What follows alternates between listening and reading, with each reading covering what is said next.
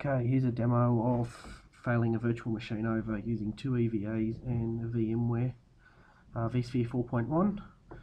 We'll start off with a virtual machine that's powered up.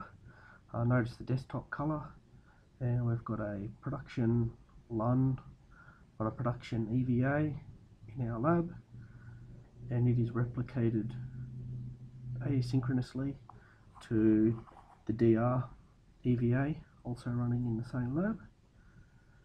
Notice the host names, replication, where it's replicating to.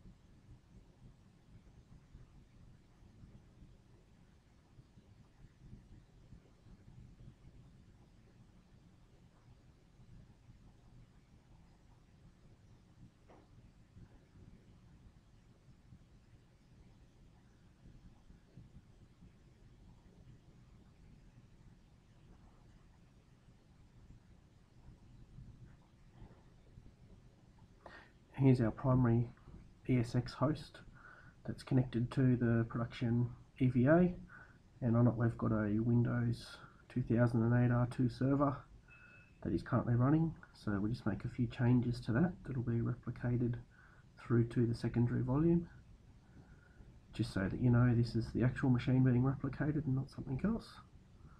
So just create a text document, change the color of the desktop,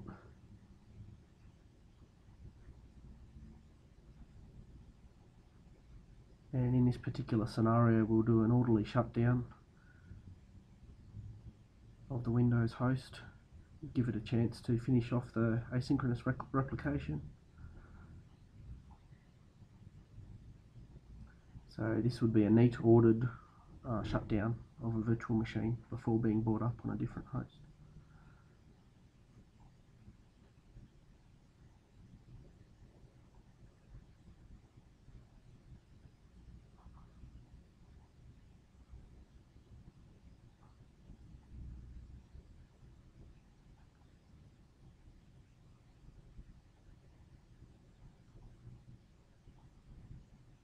So now that the host is down, we could suspend the replication, but just to keep this example simple, we'll reverse the replication on the EVA so that the DR system now has the primary volume,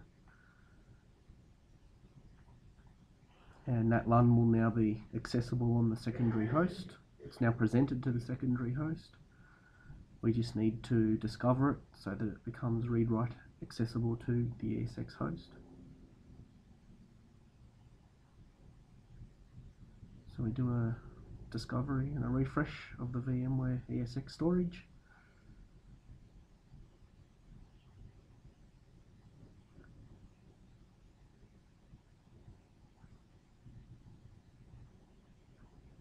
Just wait for those to complete.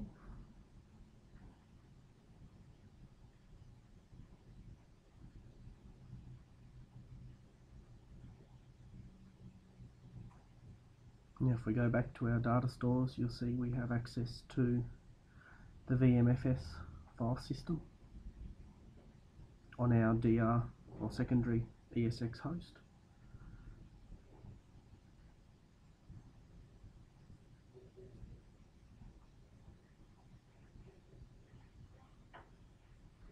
Now we need to add this virtual machine to our DR or secondary environment. So we open up the data store of the replicated volume, and we add the VMware host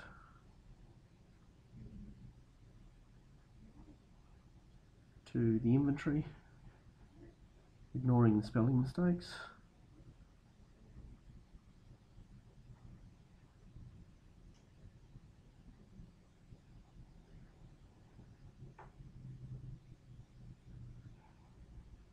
So now our virtual machine is visible in our secondary environment.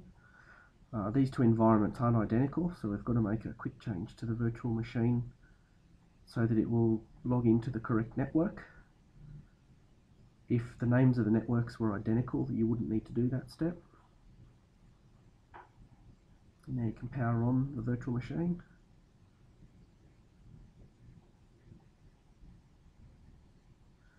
This VMware is aware that this was not a machine that was part of this environment before, so clicking the I copied it allows it to be completely imported into the VMware environment.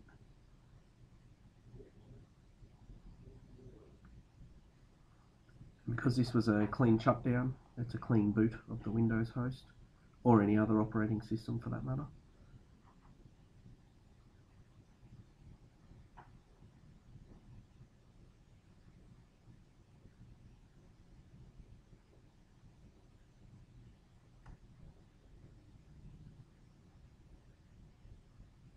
And once we log on, we see our same coloured desktop that we made before, and also the text document we created.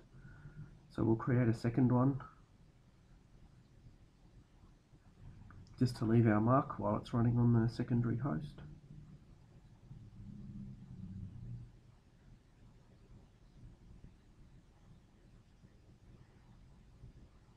We'll also change the desktop background again, just to make a secondary change to the host.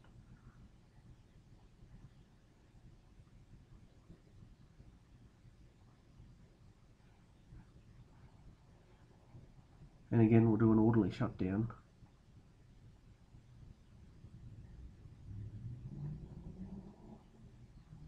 And we'll fail this virtual machine back to the primary or production ESX host. A clean shutdown.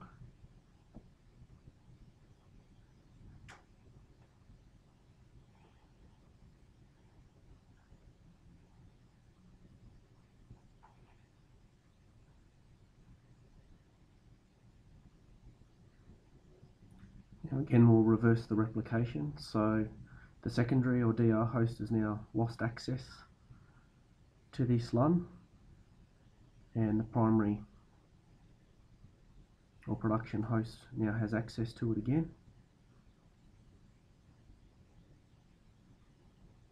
Now you notice in the VM virtual machines that it's already there, the machine's already listed, but the safest option to make sure you're importing the other machine is to delete that and re-import the machine again.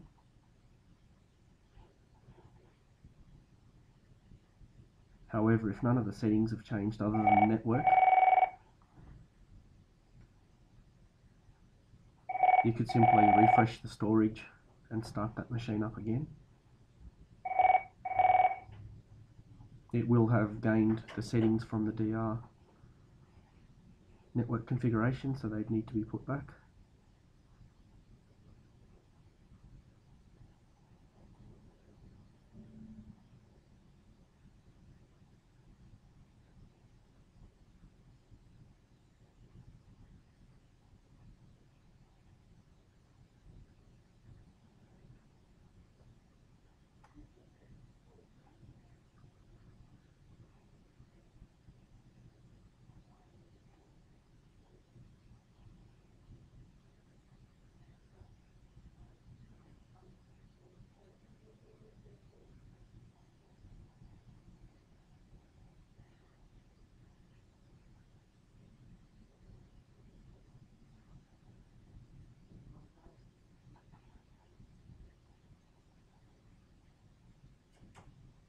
I'll just put this in a location where it can be found again.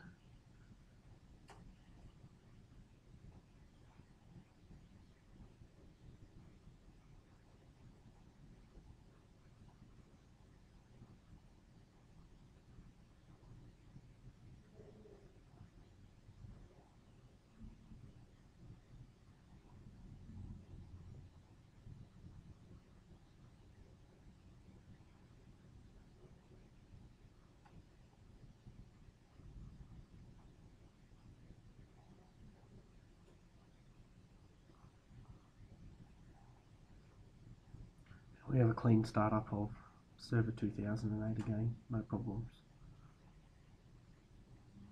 So again, we'll go through and make a change, but this time we'll be slightly more aggressive and simulate an outage and you'll notice that during the power on, the system won't come up clean. And these are exactly the same problems you'd have using VMware SRM or HA, in the fact that the system would have to boot up a dirty virtual machine.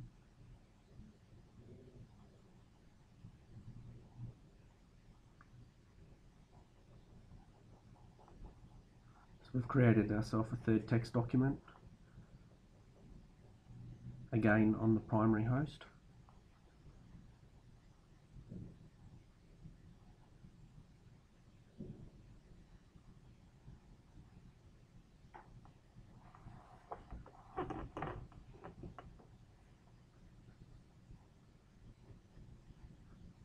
Take note this time that we have changed from green to yellow.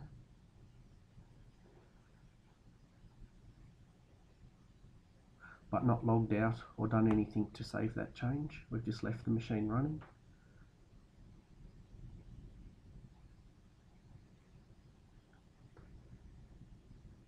And we'll go back to our storage system and reverse the replication, which will effectively pull the one out from under the running virtual machines and ESX host and give access to the secondary LUN or DR LUN to the secondary or DR ESX host.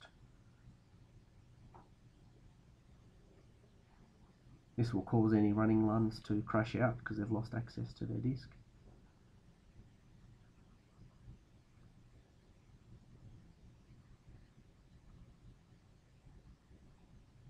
Now we'll go to our DR ESX host and refresh the storage now that it's gained access to the LUN again.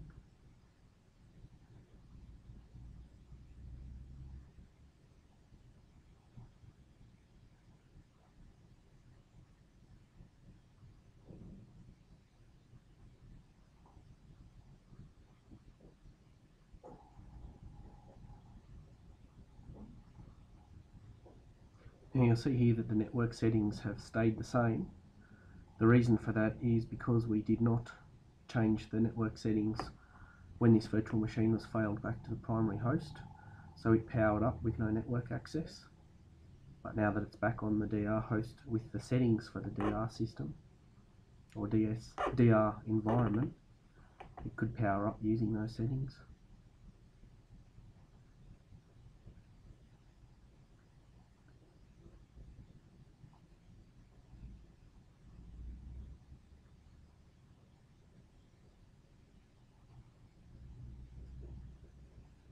And you'll notice when we power up the host that Windows acknowledges it wasn't cleanly shut down.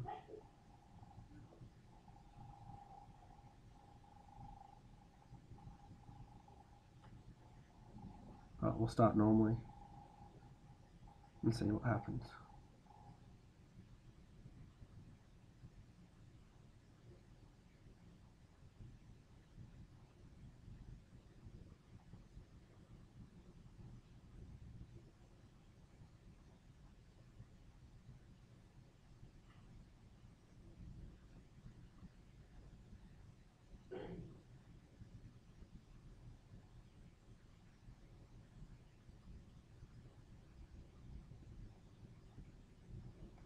When we log on, we find we have our third text document, and the system's aware that it's been turned off without being shut down. However, you'll notice that the background is still green, as all the settings, including the change of the desktop to yellow, weren't saved before the system crashed out. So we've resumed operating, but not necessarily with 100%.